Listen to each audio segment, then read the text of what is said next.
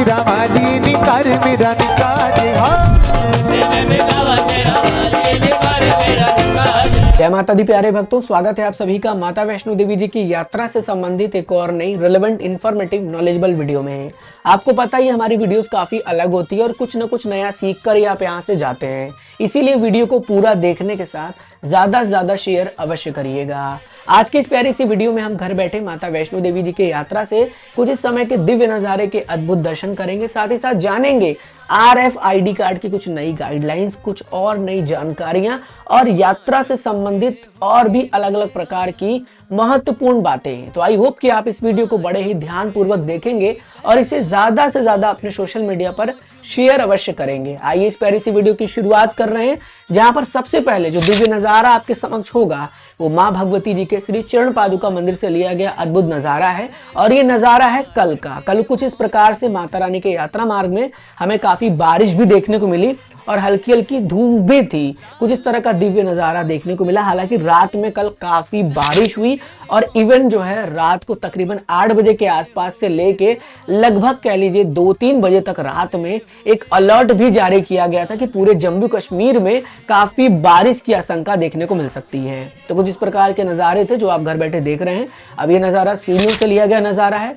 ये सीढ़ियां स्वर्ग की सीढ़ियां हैं। कहते हैं ना, स्वर्ग की सीढ़ियां हैं तेरी सीढ़ियां, सबको मिलती नहीं माँ ये तेरी सीढ़ियां। तो इन सीढ़ियों से होकर हम माता वैष्णो देवी जी के दरबार की ओर जाते हैं। अब आपके लिए एक सवाल है कि आप लोग मुझे बताएंगे कि कितने भक्त सीढ़ियों का सहारा लेते हैं जाने में या फिर उतरने में। अब आप किस तरह से सीढ़ियों का सहारा लेते हैं मुझे कमेंट करके बताइएगा। और एक सबसे बड़ा सवाल, बाणगंगा से जो पहली सीढ़ी शुरू होती है वो कितनी है चरण पादुका तक? मुझे आशा है आप लोग आंसर जरूर देंगे। ऐसे ही इंटरेस्टिंग सवालों के लिए भी आप वीडियो को देखते रहिएगा। कुछ इस प्रकार का दिव्य नजारा आप सबके समक्ष मौजूद होगा और घर बैठे आप इस नज़ारे के खूबसूरत आनंद भी ले रहे होंगे।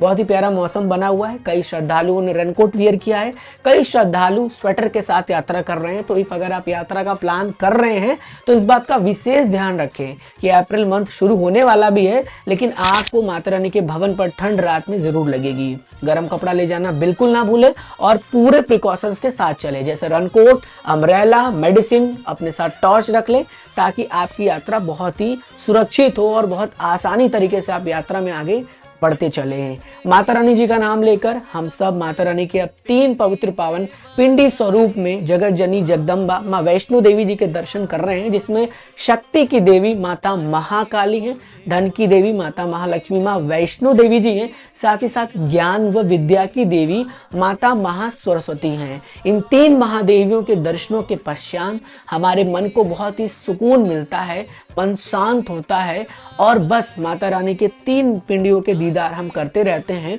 तो एक अलग सी ऊर्जा मिलने लगती है। अब आप लोग कमेंट करके अपनी जो भी मनोकामना है माता रानी से मांगिएगा और माँ भगवती जी हम सभी श्रद्धालुओं की मनोकामना को पूर्ण करें। हम माता रानी से हाथ जोड़कर आपके लिए भी यही प्रार्थना करेंगे। आगे बढ़ते हुए भैरव बाबा जी के भी दर्शन कर लीजिए, जहां पर हनुमान जी भी विराजमान है और इन्हीं के दर्शनों के बाद हमारी यात्रा को संपूर्ण व सफल माना जाता है। तो हमारे साथ दर्शन करते रहिए और कमेंट में जय माता दी के साथ जय भैरव बाबा जरूर लिखिएगा। देखिए, भैरव बाबा जी का जयकारा या भैरव बाबा जी का जय हम इसीलिए करते हैं क्योंकि माता वैष्णो देवी जी ने भैरव जी को ये कह लीजिए एक तरीके से आशीर्वाद दिया था कि जो भी श्रद्धालु मेरे दर्शनों के बाद आपके दर्शन करेगा तभी उसकी यात्रा संपूर्ण होगी। इसलिए भैरव बाबा जी का जय हम करते हैं। साथ ही साथ आप देखिए माता रानी कितनी कोमल थी, इतना ज्यादा पाप करने के बाद भी भैरवनाथ जी को क्षमा कर दिया, उनको एक कह लीजिए पूजने का दर्जा दे दिया।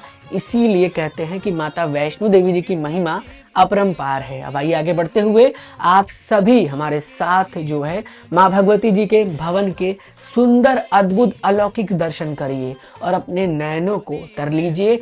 माँ वैष्णो देवी जी इस भवन में आप सभी को बहुत जल्दी बुलाएं, हम ये भी प्रार्थना माता रानी से हाथ जोड़कर उनके चरणों में करते हैं। अब चलिए आगे बढ़ते हुए शुरू करते हैं जानकारियों के सिलसिले को और बहुत ही महत्वपूर्ण जानकारियों से शुरुआत करेंगे।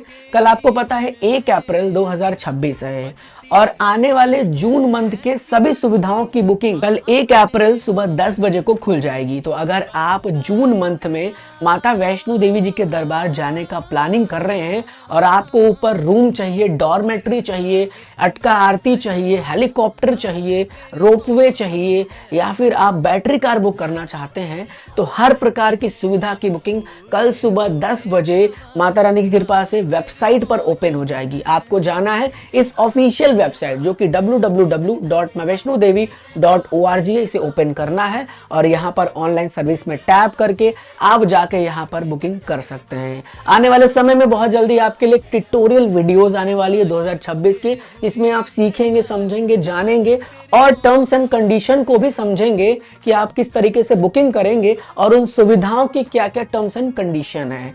तो आई होप कि आप उस वीडियो का भी इंतजार कर रहे होंगे। तो जाइएगा, बुकिंग जरूर से कर लीजिएगा, आपके लिए अति महत्वपूर्ण है।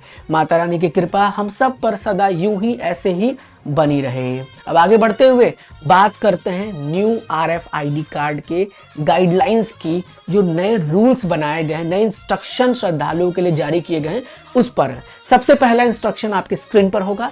यात्रा शुरू करने के लिए RFID कार्ड लेना अनिवार्य है, यानी कार्ड आपको लेना ही पड़ेगा। जो एक्सेस कार्ड होता है जिसको हम RFID कार्ड, यात्रा कार्ड ये कहते हैं, कई लोग तो यात्रा पर्ची भी अभी भी बोलते हैं, तो आप उसे लेना जरूर रखिएगा अपने ध्यान में कि अनिवार्य है, उसे लेना ही पड़ेगा। और जब आप काउंटर पर जा रहे हैं तो आपको अपनी ID दिखानी है, क्योंकि आपके ID का पीछे का जो डिजिट होता है उसे वो नोट करते हैं और डिटेल्स नोट होती है। और सभी श्रद्धालुओं को काउंटर पर पहुंचकर अपना फोटो भी कैप्चर कराना पड़ता है। तीसरा जो रूल है वो ये है कि परिवार के जितने भी समूह में सदस्य आए हुए हैं, आपको काउंटर पर बताना है कि ये हमारे फैमिली मेंबर्स हैं, ताकि उनका जो कार्ड बनेगा उसमें सभी चीजें इनरोल हो पाए। अब आगे बढ़ते हुए एक विशेष इंस्ट्रक्शन जारी किया गया है और ये नई इंस्ट्रक्शन है, हालांकि पहले से जारी हुई है और लोगों को नहीं पता है, इसलिए नया बोर्ड भी जारी करके जो है वो RFID कार्ड का जो यात्रा पंजीकरण काउंटर है कटरा में मेन कह लीजिए बस स्टैंड के पास, वहां पर लगा भी दिया गया है कि यात्रा के दौरान RFID कार्ड यानी एक्सेस कार्ड को पहनना अनिवार्य है, पहन कर रखना। कुछ लोग हाथ में लटका के चलते हैं, कुछ लोग बैग में रख लेते हैं, ऐसा बिल्कुल नहीं करना है। आगे बढ़ते हुए आगे की बात करेंगे। यात्रा कार्ड को आपको वापस भी करना है, ठीक है, बाणगंगा पे या ताराकोट मार्ग या हेलीपैड पर, जहां से भी आप एग्जिट कर रहे हैं वहां पर आपको इसे रिटर्न जरूर कर देना है। साथ ही साथ यात्रा कार्ड अगर आप जमा नहीं करते हैं तो एक अपराध है, आप एक तरीके से गुनाह कर रहे हैं, अपराध कर रहे हैं, उस पर सख्त से सख्त कार्रवाई भी हो सकती है। तो इस बात का बहुत ज़्यादा ध्यान रखते हुए आप यात्रा पर जाएं और इन नियमों का विशेष ध्यान रखें जो मैंने आपको अभी अभी बता दिया इस वीडियो में, बहुत आसान तरीके से बताया। कोई डाउट है, कमेंट बॉक्स आपके लिए खुला हुआ है, जाइए कमेंट करिए और पूछिए हमसे आपका अपना प्रश्न जो भी है, हम आपको जल्दी से जल्दी रिवर्ट करेंगे। अब आगे बढ़ते हुए बात करते हैं दर्शन की। तो फिलहाल माता रानी की कृपा से दर्शन बहुत आराम से भक्तों को हो रहा है। भक्त जो है माता रानी की कृपा से माता रानी के दर्शन कर रहे हैं और अपनी यात्रा को संपूर्ण कर रहे हैं। यात्रा नहीं बंद है, ना ही यात्रा बंद होती है, सिर्फ और सिर्फ जब रश बढ़ता है, भक्तों की संख्या बढ़ती है, तो नीचे से RFID कार्ड काउंटर को बंद कर दिया जाता है। इसके अलावा यात्रा पूरी तरीके से चलती रहती है, तो आप RFID कार्ड लेकर यात्रा के लिए आगे बढ़ सकते हैं। अब आपको ध्यान ये रखना है कि भ्रमित खबरों से, जो सोशल मीडिया पर आज तमाम प्रकार की रील्स, वीडियोस और भी पोस्ट अपलोड होते हैं, उनसे बच के रहना है। आपको ध्यान ये रखना है कि आपको सही जानकारी कहां से मिल रही है, और जहां से सही जानकारी मिल रही है सिर्फ और सिर्फ उसी प्लेटफॉर्म को देखें, चाहे YouTube पे हमारा पेज हो, चाहे Instagram पे हमारा पेज हो, चाहे Facebook पर हमारा पेज हो। अगर आपको लगता है कि हमारी सही जानकारी आपके लिए अच्छी साबित होती है, हम सही जानकारी डिलीवर करते हैं, तो आप उस वीडियो को जरूर देखें और ध्यान रखें कि अपने दिमाग में, अपने माइंड में कोई भी ऐसी नेगेटिव खबर को हावी ना होने दें। सिर्फ पॉजिटिव चलें, पॉजिटिव की जानकारी अब अपने मन में ग्रहण करें और माता रानी का आशीर्वाद लेकर यात्रा पर यूं ही आगे बढ़ते रहें। आइए चलिए मिलते हैं फिर एक और नई महत्वपूर्ण वीडियो में। आज की इस वीडियो में जितनी भी समय की सही, ऑथेंटिक, रेलेवेंट जानकारी थी मैंने आपसे शेयर की, आपको बहुत अच्छे से समझाया। अब माता रानी का आशीर्वाद आप पर बना रहे और आपकी बुलावे की जो डेट है बहुत जल्दी आ जाए। माता रानी आप पर खूब प्यार दे, आपको खूब आशीर्वाद दे। अब आपसे मुलाकात होगी जल्दी धर्म व आस्था की नगरी कटरा शहर में माता रानी का नाम लेकर। जल्दी आपके लिए यात्रा अपडेट, नई यात्रा सब कुछ आएगी। इंतजार है ना आपको ऑसम अप्रैल की डिजिटल यात्रा का? जल्दी से जाइए नीचे कमेंट बॉक्स में और कमेंट करके बताइए। माता रानी जी ऑलवेज ब्लेस यू। जय हिंद, जय माता दी। शेर सवारी लगे भगतानू प्यारी, वो ज्योति मैया